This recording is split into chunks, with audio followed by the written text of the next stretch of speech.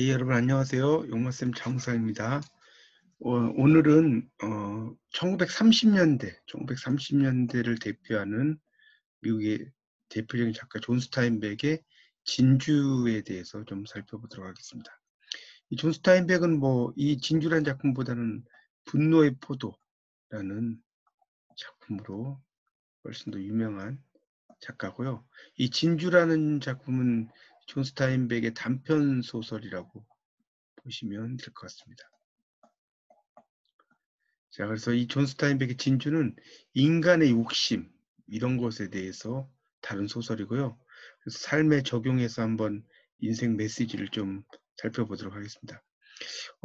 일단 첫째는 인간의 욕심은 끝이 없다.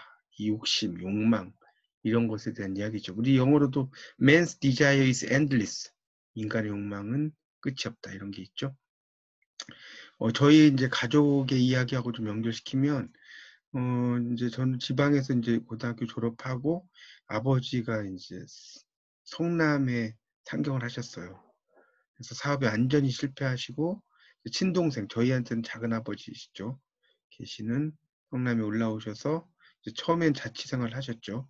그리고 유아용품 보따리 들고 버스에 타고 다니고, 그다음 형도 졸업하고 올라오고 저도 오고 그랬는데, 처음에는 이제 조그마한 자취방에서 생활하다 보니까 싱크대도 없었고요. 그래서 이제 빨간 양동이에다가 그릇을 넣고 이제 설거지를 하고 그랬는데, 어느 날 비가 와서 가보니까 그릇들이 막 완전 흙탕물이 돼 있더라고요. 방은 한 3평도 안 되는 방이었고, 주말마다 저 형이 좀 김밥을 좋아해서 제가 이제 요리를 하고 그랬습니다. 그 밑에는 존 스타인백의 사진이고요. 그러다가 이제 점점 더 이제 성장을 해서 이제 좀 더 큰 데로 이사를 갔고요. 그리고 이제 어머니가 오셨고 사업이 성장을 하고 그때 한 10번 이상 이사를 한 것 같아요. 사업이 궤도에 오르자 이제 점점 그 길을 키우셨고요.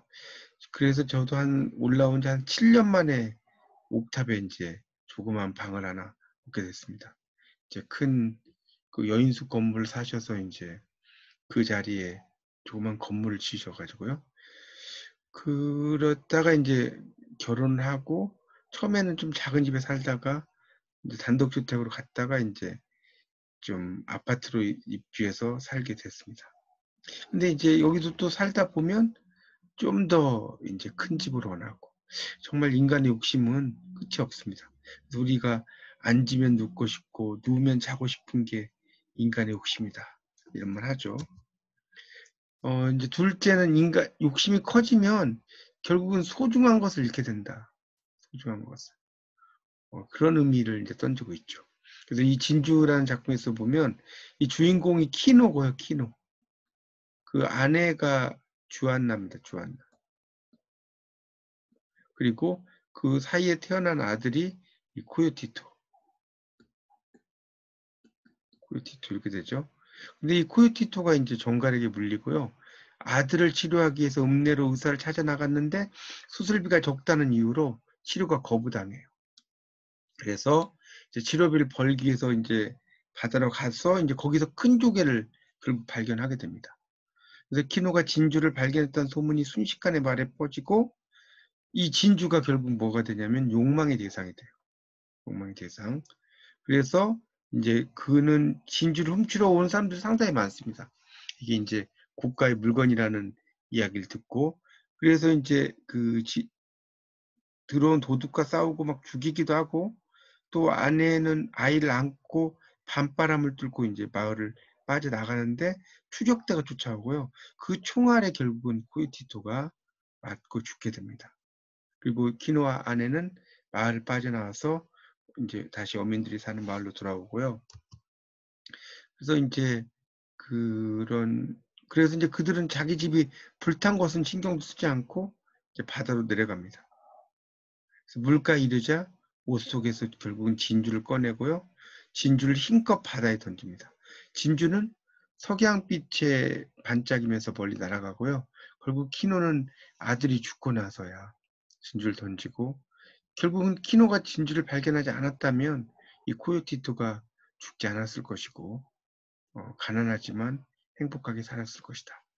그래서 이제 이게 옥심과 관련돼서 이 형제 투금이라는 이야기가 있죠. 형제가 금을 던진다 이런 뜻이죠. 투금이니까. 고려 공민왕 때 형제가 길을 가다가 동생이 황금 2덩이를 주어서 하나를 이제 형에게 줍니다.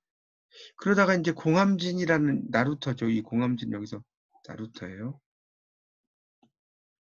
이곳에 이르러서 배를 타고 가다가 아우가 금을 물에 던져버려요. 그러니까 형이 이상하게 여기서 물으니까 평소에는 형을 사랑했는데 지금 금을 나누니 꺼리는 마음이 생긴다. 상스럽지 못하니까 버리는 것이 낫겠다. 그러니까 형도 너의 말이 옳다 하고 같이 이제 물에 던지죠. 이게 이제 원문이죠.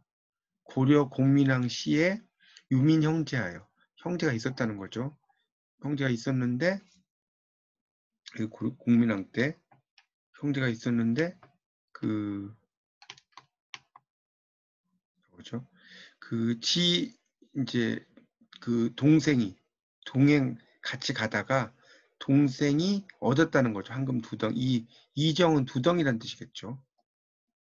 그래서 이 기일로 그 하나로 이대어는 주다는 뜻이에요. 형에게 줬다. 이를 도착할 지자죠. 이를 지자죠. 공함진에 이르러 동주이제. 두 사람이 배를 타고 이 제는 건널 제자죠. 건넜다는 거죠. 그런데 제 동생이 이 홀은 문득 홀자예요. 문득. 투금. 금을 던졌는데 어는 뭐뭐해죠? 물에 던졌어요. 형이 괴이할 괴자죠. 괴이할 괴. 괴상이 여겨서 물어봤다는 거죠. 그것이죠. 그러니까 동생이 말하기를 평상시에는 형을 사랑을 해서 술먹구조죠. 지금 분금, 금을 나눔에 홀 갑자기 생겼어요. 이 기자는 꺼릴 기자입니다. 형을 꺼리는 마음이 생겼어요. 이때 지는 뭔 하느니겠죠. 그래서 이것은 곧 불상지물, 상스럽지 못한 물건이다. 상스러울 상자입니다. 상스럽지 못한 물건이다. 그래서 불약은 뭐뭐 같지 않다는 뜻이죠. 던지는 거죠. 이때는 이제 저라고 읽고요. 뭐뭐에라는 뜻입니다.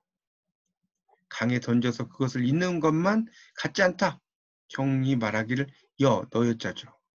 너의 말이 이때는 진실로라는 뜻이에요. 진실로. 그 다음에 이때 시는 이것이 아니고 옳다. 그래서 또한 금을 던졌는데 물에 던졌다. 이런 이야기죠. 그러니까 욕심에 사로잡혀 있을 때 소중한 가치를 잃어버린다. 이런 게 상당히 많죠.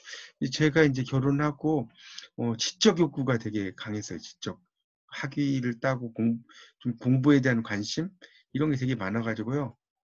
공부에 대한 관심 이런 게 되게 많았습니다. 그리고 이제 공부도 하고 이제 여러 일을 하다 보니까 이제 깜빡하고 제가 너무 바쁘게 살다 보니까 아내의 생일을 잊어버린 거예요. 그래서 아내가 이렇게 저한테 묻더라고요. 오늘 무슨 날인지 알아요? 그러니까 잘 모르겠는데 그러니까 오늘이 생일이에요. 페이스북에 알려주더라고요. 그래서 이제 제과점에 가서 케이크도 사고 이제 뭐 꽃도 사고 근데 자고 있었어요. 그래서 깨워서 이제 촛불도 켜고 축하 노래도 하고 이제 그런 생각을 했어요. 그러니까 그렇게 했는데 결국은 너무 자기의 어떤 뭔가를 추구만 하다 보면 소중한 사람에 대한 생각 이런 걸 이제 이렇게 잊어버리게 되는 그런 생각을 했어요. 그래서 이제 아침에 일어나서 압력솥에 밥도 하고 미역국도 끓이고 반찬도 만들어서 생일상을 차린 적이 있습니다. 그래서 우리가 안분지족이다. 분수를 편히 여겨서 족함을 한다. 과유불급, 지나친 것은 미치지 못하는 것만 같지 않다는 거죠. 그러니까 분수에 만족하고 욕심 부리지 않고 살아가는 거. 이게 우리에게 어떤 던져주는 소확행이 아닌가. 소소하지만 확실한 행복. 이 소확행이란 말 많이 씁니다. 그렇게 됩니다. 그래서 이제 이 마지막은 마지막 그 진주 원문의 마지막 부분을 보고 마치도록 하겠습니다.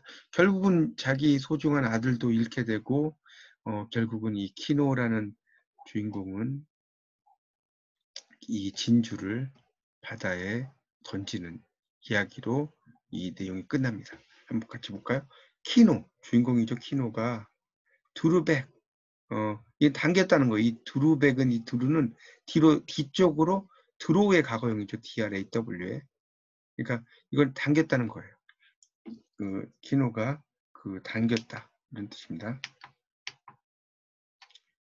그의 팔을. 그리고 이제 풀렁이라는 것은 풀링의 과거형인데, 여기 풀렁 있죠? 풀링의 과거형인데, 그 진주를 던졌어요. with all his might. 이때 might 힘이란 뜻이에요.